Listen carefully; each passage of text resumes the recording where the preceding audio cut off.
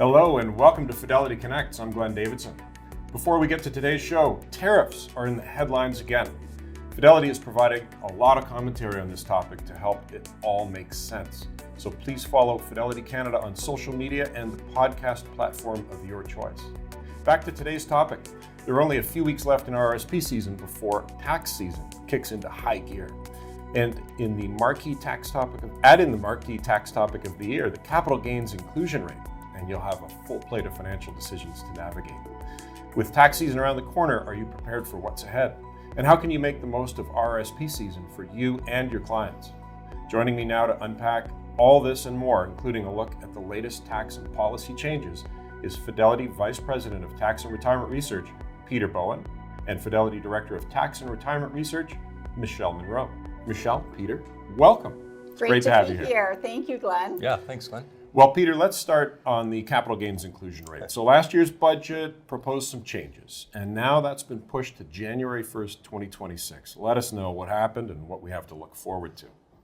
Lots of turmoil, right? Lots of change. So just to step back a little bit, the proposal is to increase the capital gains inclusion rate from 50% to 2/3. It was supposed to be effective as of June 25 last year. And we should bear in mind that individuals have a $250,000 per year buffer. So gains up to that are still at the 50% inclusion rate. Above that is where the 2/3 applies. Yeah. So it doesn't affect very many individuals. Still a significant number of people, of course. Mm-hmm. Corporations and trusts don't get that buffer. At the end of January, the government came out and said, hey, postponing this to, as you noted, January 1st, 2026. Now, that was at the end of January, better late than never, perhaps, but creates a lot of noise, a lot of turmoil, a lot of challenges too. So I was thinking they might come out and defer it to January 1st of this year. Mm-hmm. As I think about it, it's probably good that they did it till January 1st of next year because people are still making decisions. There are transactions going on as we speak, and now we have certainty until the end of this year. As well, the big question is, will this get passed into law? Right? The Conservatives have said they will reverse it. And even some of the candidates for the Liberal leadership have effectively been reported as disavowing this. So we will have to wait and see, but at least we have certainty through till the end of this year. Were you surprised that CRA came out and said, well, it's not passed, but we're still going to hold you to it for 2024's tax year? No, because that's the way they operate. That's consistent with years past. Err on the side of caution. That's their approach, because what if it does get passed into law and they weren't enforcing it, then you got an even worse mess. Either way is a problem. But we don't have to worry about it now. Okay. Thankfully. Michelle, what about taxpayers who made dispositions prior to that date in June last year and then found out that this is all being pushed to January of 2026? So we had the announcement in the 2024 budget, which was April 2024, and it was a 10-week rollout coming into effect in June 25th, 2024. So taxpayers were doing their planning ahead of time, as one would. So there was taxpayers who triggered the capital gains prior to that June 25th date to take advantage of that 1/2 inclusion rate. So a couple instances where we saw that really was when private corporations who had unrealized capital gains knew that they were going to be rebalancing, possibly paying money out, wanted to trigger those gains prior to that date. Some other examples, and we heard this a few times, people who were selling properties like cottages and what have you, that they were looking to sell them post that date. Mm-hmm. Well, they moved it up, sometimes even taking a haircut, a lower proceeds price to get the lower inclusion rate. So the question we keep getting asked is, well, what happens to these taxpayers? Well, it's unclear, but I'd be highly surprised if there was any sort of relief for them. And I think what the messaging here is, you do the best tax planning that you can with the information that's available. I don't think the situation, I've never seen this in my career, Because it was in limbo, It- truly. it And was decisions truly were in made limbo. while that legislation was Yeah. in limbo. Peter, what else is in limbo right now? There are actually a slew of provisions that have yet to be passed into law. The increase in the lifetime capital gains exemption, right, is going up, proposed to go up to $1.25 million. The effective date on that was supposed to be and continues to be June 25 last year. So we actually know that's tied to the capital gains inclusion rate, but nonetheless, they are leaving with that same effective date. Now that's a good news thing for people who are doing transactions, so that actually makes sense. I would think even if the government changes, they would stick with that. We've also got the Canada Entrepreneur Incentive. Not the best name because it doesn't roll off the tongue to me. Highly complex tax provision, similar to, but more complicated than the lifetime capital gains exemption. So that's in limbo. There are some changes to stock option rules. And not a budget 2024 item, but an August announcement related to bear trusts.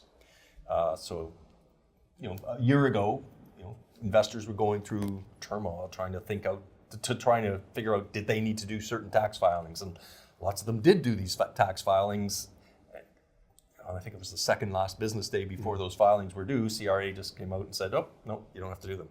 So they have been deferred, and in August, as I said, they've deferred them further. It's the first effective date will be for years ended December 31st, 2025, meaning next March is when this becomes an issue. And perhaps more importantly, there have been an expansion of the exemptions. So a lot of the situations that advisors, clients were dealing with no longer have to have those filings. So more to come on that. I would hope those changes would get passed into law regardless of who's in government. But again, there's that element of uncertainty. Now, Michelle, why don't we talk about the 2025 budget? What does all this mean potentially for the budget? Lots of unknowns, as you say, Glenn. Well, Parliament is being prorogued until March 24th, at which point we'll have a new Liberal leader. They could announce a federal budget at that point. It could be quick, it could be long. I've heard it reported that other leaders have been canvassing for budget ideas, which to me makes me think that, well, there's some work being done behind the scenes. Like, what will that budget, if and when there's being work being done behind the scenes of what it will look like. I'm going to do a little shout out for Fidelity here, watching a Fidelity webcast. We always do, Peter Bowen holds the pen, a pre-budget submission on key things that impact really investors within the industry. And we try to put our 2 cents in worth as well. Excellent. Peter, donations, what's going on with those? Yes, speaking of in limbo, this is another provision that's technically in limbo. I don't think there's So this whole topic. much doubt that it'll be passed, though. So Lots to happen. this was in response to the postal strike. So charities were unhappy that the mailers that they typically send out in November and December were not getting delivered to Canadians because of the postal strike. So the deadline for donations to be effective for the 2024 year end has been, as a one-time offer, extended to February 28th, which is actually different than the RRSP deadline, of course. But so that means people still have an opportunity for the next couple of weeks to make donations and have them count towards their 24 tax return. That said, couple surprises there. Firstly, payroll donations made through payroll don't count for this. So you could do it, bi-weekly credit card donations and they count, but not payroll donations. Because it had to do with the Canada Post strike. What about physically mailing something? Well, it's more the mailers from the charities that drove the extension and the date. So why they've said payroll donations don't count, I don't know. And more importantly, we do encourage advisors to think about in-kind donations because they are more tax efficient. So if you do a donation of an investment, an appreciated investment in kind, you don't have to pay the tax on the capital gain and you still get your donation receipt. Well, in-kind donations don't count towards last year for some reason. And again, could please explain to me why? I don't know. I defer to you. Why didn't they just say any donation made in January, February counts towards 2024? Yeah. That would have been simpler. In-kind donations, though, for whatever reason, Is there don't likely count. to be an appeal? Would anybody put an appeal together that could change that? Or do you think that that is a done deal? I think that's unlikely. Done deal. Unlikely. Well, not a big game changer overall as far as this change in timing, but Michelle, tell us about what's going on at the Canada Pension Plan. So Canada Pension Plan, there has been an expansion of CPP contributions. We're in the final year of a 7-year expansion. So what does that mean? Well, you make CPP annual contributions. 2024, it was just over $4,000, which an individual would make. In 2025, it was going to just over $4,400, so an increase of 9% a little bit, which is not insignificant. It's fairly, and part of that is because of inflation. Another part of that is because of that CPP expansion. So we see the increased contributions as an employee, but self-employed individuals who pay the employee and the employer portion will feel that. It's a tighter pinch. As well as owner-managers of private corporations, well, they're going to see an increased payroll tax, as well as when they're thinking about, well, at the end of the year, do you bonus out subject to increased CPP contributions, or do you pay a dividend to that shareholder? So these are the things that owner-manager shareholders are thinking about with their accountants. As well as sometimes a financial advisor can help think this through as well. So at the end of the day, I talked about we have the CPP expansion. CPP is really, it was intended to replace a quarter of a basic worker's wage. So that's going up to 33% once it's fully implemented. But even somebody who says retired more recently, Glenn, will see a little bit more to their CPP benefits as a retiree. But the real benefits are those who are really just starting their careers and are going to contribute for the next 40 years. Thank you for that. Corporate class structure. As far Shifting as I gears. know, it's alive and well at Fidelity. Could you let us know what's happening with Fidelity's corporate class structure? Perhaps if you could preface the discussion with a bit of history as well, because it has been out for a long time. I think there's been some misunderstandings on the street as far as if they're still around and so on. It's doing very well at Fidelity, and just give our viewers an idea of the history and then where we're at today. Well, I think the misunderstandings tend to come from companies that have shut down their corporate class structures. Because that's been Go happening. figure. But the corporate class structures have been around for a very long time. The oldest standing one, I think, was started in the 80s. Fidelity's was launched in, I think, 2000, so quarter century. And they continue to be very effective. And I think there's about a dozen corporate class structures in the industry, each of which has assets over $1 billion. I bet you can't guess which company has the largest. I would think it's Fidelity. It is indeed. So they are for highly taxed investors as a general rule. So high income individuals, any people receiving old age security and subject to the old age security clawback, and corporations. And so those are the target market for those products, because they bring it the potential for lower taxable distributions. And historically, this has worked very, very well. Long term, we think it will continue to work well. In any one year, if you compare it to the equivalent trust, all bets are off. There are a lot of timing differences. So in terms of an update, Glenn, we pay our capital gains dividends in January of each year. We did not have to pay one in January of 2025. And why is that? Things worked out very well. There's something called the capital gains refund mechanism that helps a lot when you have significant unrealized appreciation at the end of the fiscal year, which in our case is November. So that worked out very, very well for us. It did a year ago as well. Good. So we didn't pay capital gains dividends in 2024. We will not be paying capital gains dividends in 2025. We do encourage advisors to make sure their clients have an expectation of receiving them from time to time. I'd also note that although they're called capital gains dividends, they are treated as capital gains for all intents and purposes. So plan for it, but if it's managed like it has been, good news. there may be an alleviation of that risk. So good news for last year and this year. And in terms of last year, that means when the T5 slips come out, there will be a zero in that capital gains dividend box for the Fidelity corporate class structure class funds. Canadian dividends also get paid out from on an annual basis. That will happen in May.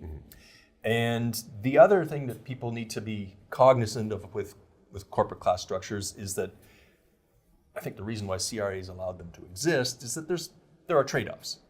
And depending on how one manages one's corporate class structure, a corporate class structure can end up paying income taxes. Now, the good news is Fidelity's corporate class structure has never had to write a check to CRA, and we're just finalizing our first cut at the estimate for this year, 2025, and it's looking good. We don't know for certain until later in the year, but we're quite optimistic that we will not have an income tax expense in our corporate class structure for the 2025 fiscal year. When an investor passes away, what are the tax implications for their RSP, and what questions might they ask their accountant? Okay, so let's roll back on death. And on death, if there's a surviving spouse, many accounts and assets can roll on a tax-deferred basis to the surviving spouse. So they didn't specify in the question, but let's just assume for simplicity, there's no surviving spouse. Sure.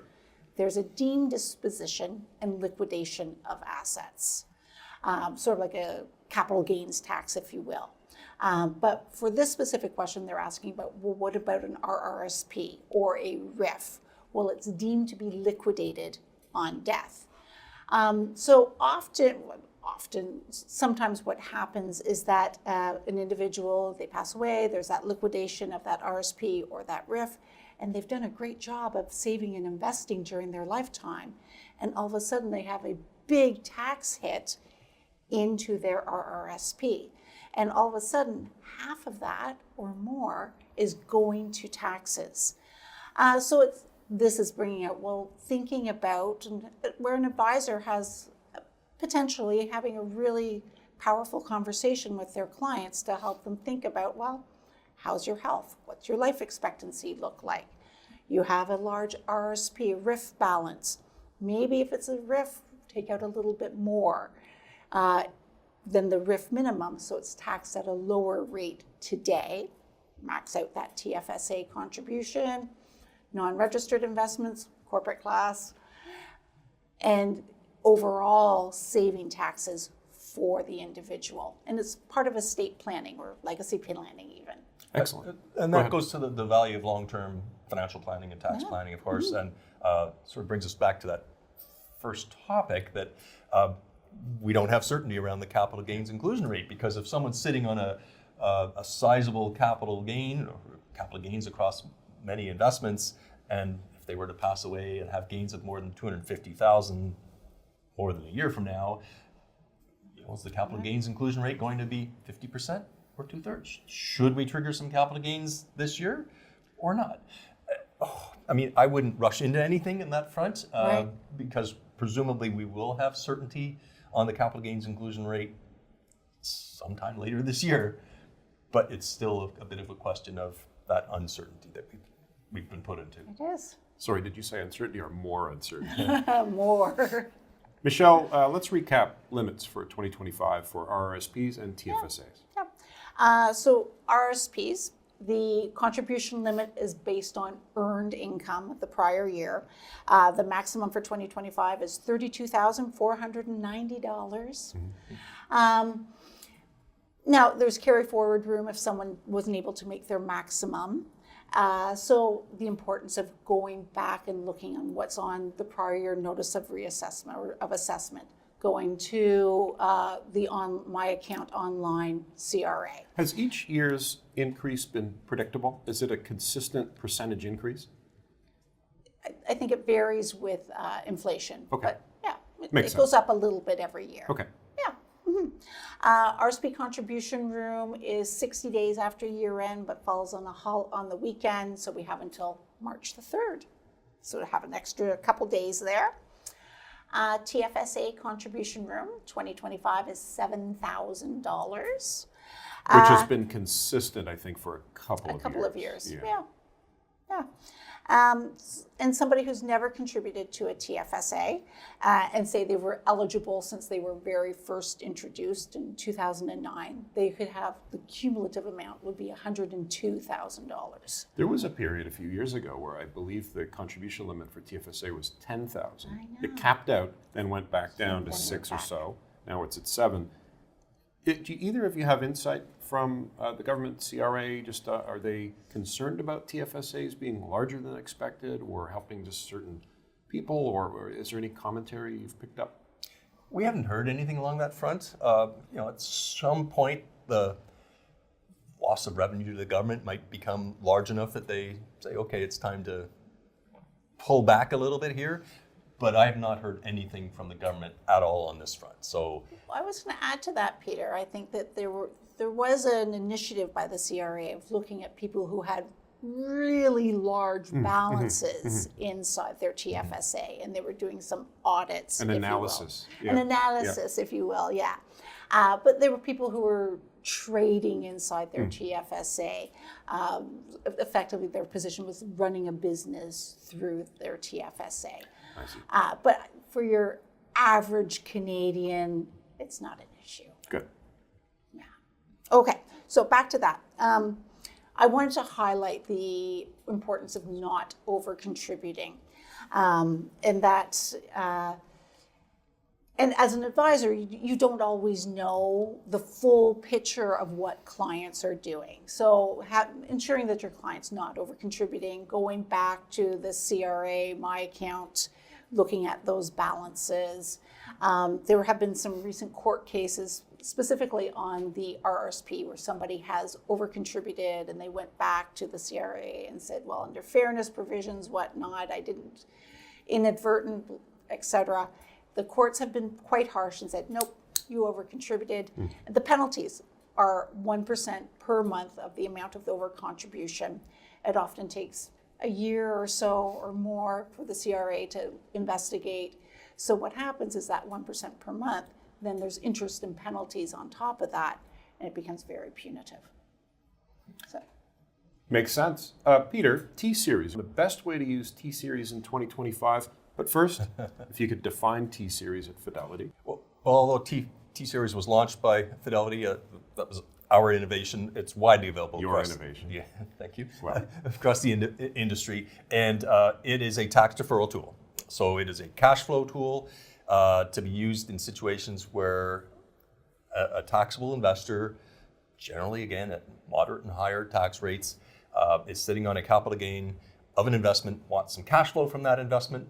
So they switch from the regular series to the T-Series. Which is not a disposition. It's not, that's tax deferred, right? Exactly, as long as you stay within the same fund. So when we talk about the best use of T-Series, the best use of T-Series is on an appreciated investment where you stay within that investment. Because if you move from one investment to another and turn on T-Series there, well, that will trigger your gain anyway. So you have to stay within the same investment fund that you built up that gain.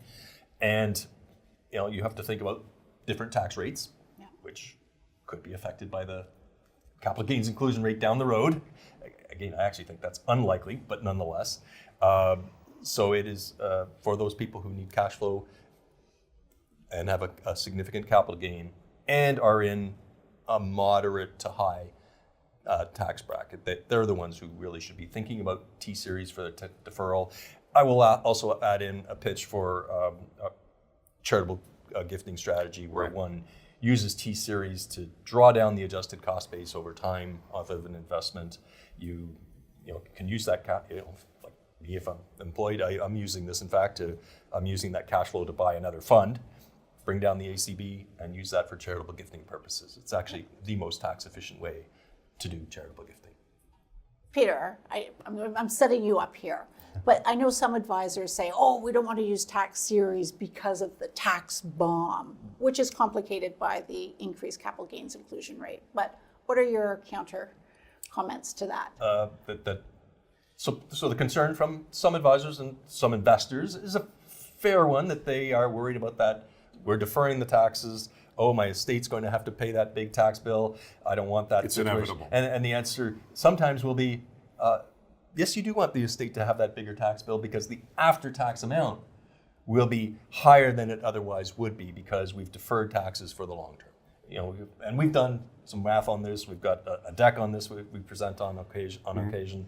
And you look at your expected rate of return, your time horizon, and then what's the marginal tax rate right now and in the future. Right. But if someone is using T-Series to defer taxes for 10 or 20 years and they're in a moderate or higher tax bracket, they are going to be better off because they've used T-Series.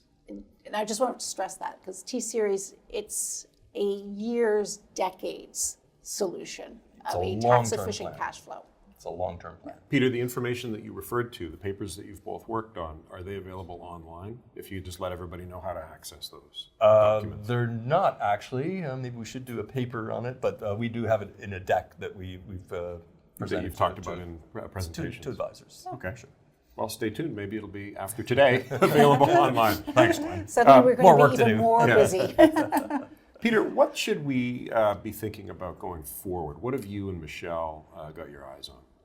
Well, we've had a lot of change in the tax environment in the last year, 2, 3 years, and it's really bounced around as well, which is challenging. That's likely to continue. I think it should be the expectation. We've got a change in the leadership of the Liberal Party. We've got a throne speech coming up at the end of March. Perhaps we have a Liberal budget being presented to Parliament. We don't know. Will the government fall before that even happens? When will that budget be? Yeah. And even if, of course, if there's a change in government, you know, maybe we won't have a budget till the fall. I don't know. And we're just in that position of uncertainty, although the one thing I think we do know is that there will be more change. You used that uncertainty word again. You know, we are doing this webcast mid-February, and there's been a tax holiday for a month and a half or thereabouts.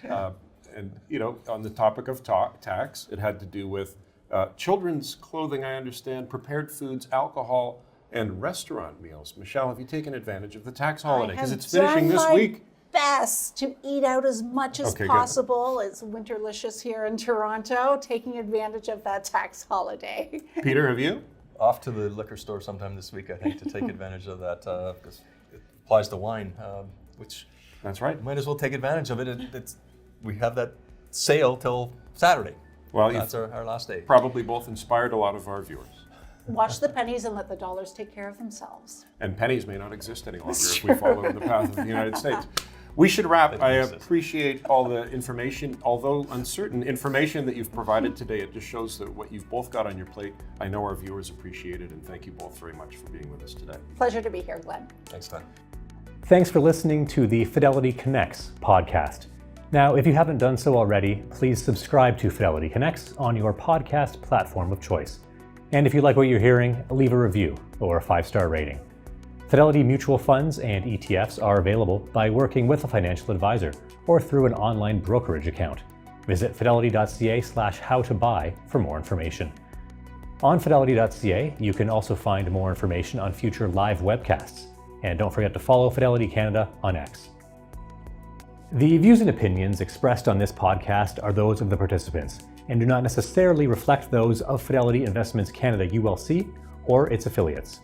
This podcast is for informational purposes only and should not be construed as investment, tax, or legal advice.